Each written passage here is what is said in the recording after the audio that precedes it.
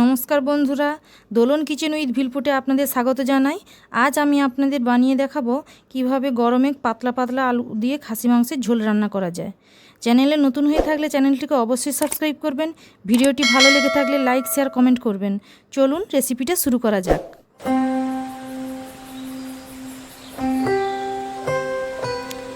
রান্নার জন্য আমি যে উপকরণগুলো নিয়ে নিয়েছি সেগুলো এখানে লেখা আছে। এখানে আমি 1 কিলো খাসি মাংস নিয়ে নিয়েছি। এবার এটাকে আমি নুন হলুদ দিয়ে ভালো করে মেখে নেব। দিয়ে দিচ্ছি নুন, হলুদ গুঁড়ো,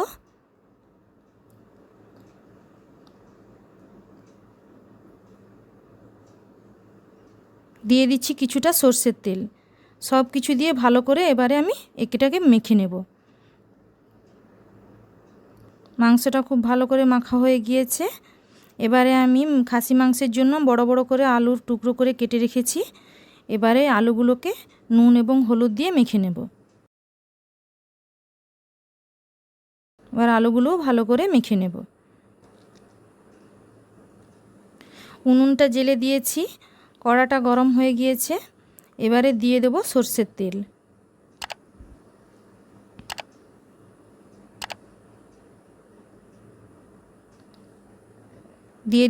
দিয়ে দিয়েছি পরিমাণ মতো সর্ষের তেল। এবারে তেল গরম হয়ে গেছে, আলুগুলো ভেজে তুলে নেব।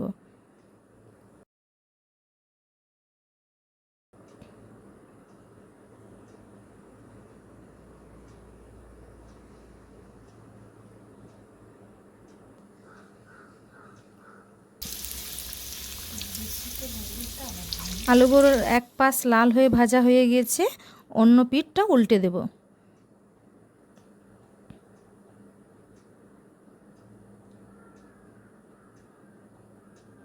আলুগুলো আমার ভাজা হয়ে গিয়েছে, এবারে তুলে নিচ্ছি।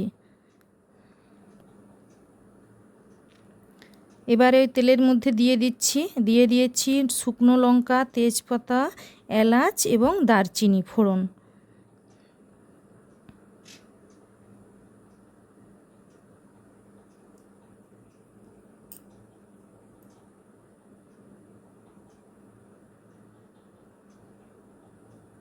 এবারে দিয়ে দিচ্ছি কুচিয়ে রাখা পেঁয়াজ।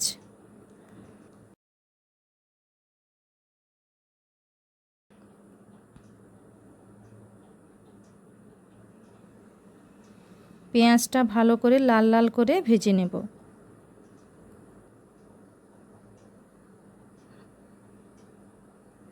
দিয়ে দিচ্ছি আদা বাটা, দিয়ে দিচ্ছি রসুন বাটা। বন্ধুরা, এই হাতে বাটা মশলা দিয়ে মাংস রান্না করলে কিন্তু মাংসের স্বাদটা একটু অন্যরকম হয়। আপনারা পারলে হাতে বেটে নিতে পারেন, না পারলে মিক্সিতেও বেটে নিতে পারেন।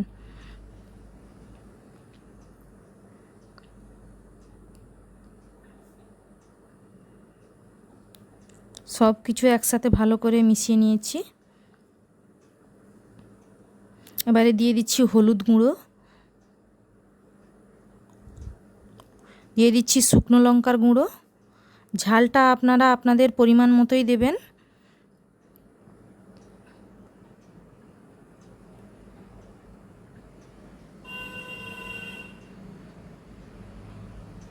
মশলাটা খুব ভালো করে কষে নিতে হবে। দিয়ে দিচ্ছি মশলা বাটা জল। এই জলটা দিয়ে আরও কিছুক্ষণ ভালো করে কষিয়ে নিতে হবে। যতক্ষণ না মশলা থেকে তেল ছাড়ে ততক্ষণ মশলাটা কষতে হবে।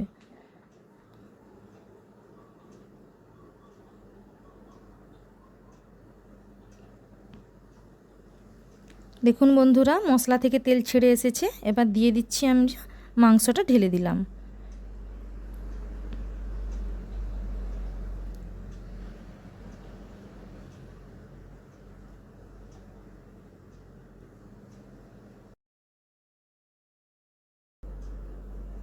কিছুক্ষণের জন্য ঢাকনা দিয়ে দিলাম। আবার কিছুক্ষণ পরে ঢাকনাটা খুলে আবার ওপর নিচ করে ভালো করে নাড়াচাড়া করে নেব।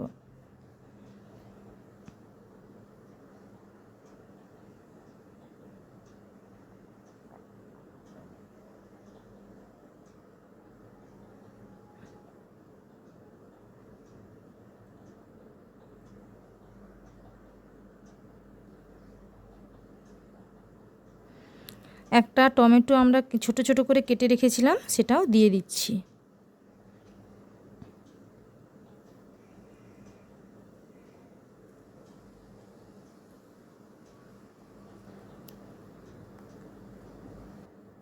দিয়ে দিচ্ছি গুঁড়ো মশলা,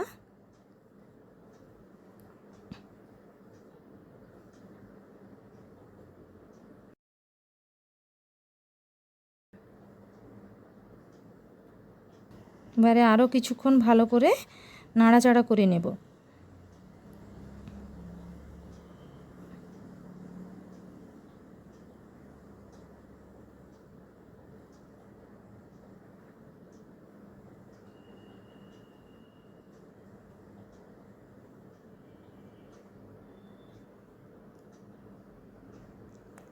মাংসটা আমার খুব ভালো করে কষে নেওয়া হয়ে গিয়েছে।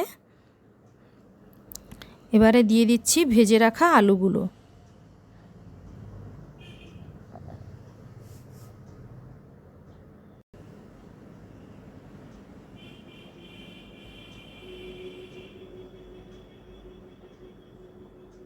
মাংসটা আমার কষে নেওয়া হয়ে গিয়েছে, এবারে নামিয়ে নিচ্ছি। দেখুন বন্ধুরা, আমি যেহেতু উনুনে রান্না করব সেই জন্য কুকারের গায়ে একটু কাদা নিয়ে লেপে দিয়েছি যাতে কালিটা না ধরে। এবারে কুকারের মধ্যে সব কিছু ঢেলে দেব।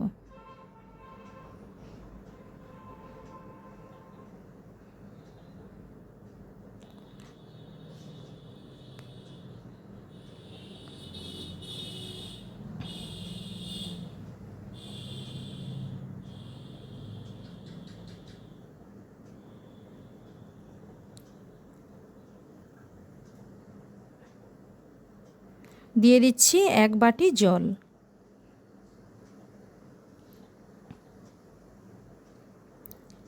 এক কেজি মাংসের জন্য আমি এই ছোটো বাটির 1 বাটি এখানে জল ব্যবহার করেছি।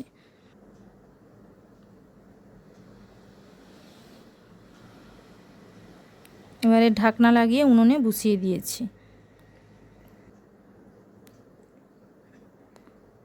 আধ ঘন্টার মতো রেখেছিলাম, রান্নাটা আমার হয়ে গিয়েছে। কুকারটা কিছুক্ষণের জন্য ঠান্ডা হোক, তারপরে খুলে আপনাদের দেখাচ্ছি। এই দেখুন বন্ধুরা, রান্নাটা আমার হয়ে গিয়েছে। রান্নাটি কেমন লেগেছে আপনারা অবশ্যই কমেন্ট করে জানাবেন। চ্যানেল নতুন হয়ে থাকলে অবশ্যই সাবস্ক্রাইব করবেন এবং রান্নাটা যদি ভালো লেগে থাকে লাইক শেয়ার কমেন্ট অবশ্যই করবেন। নমস্কার।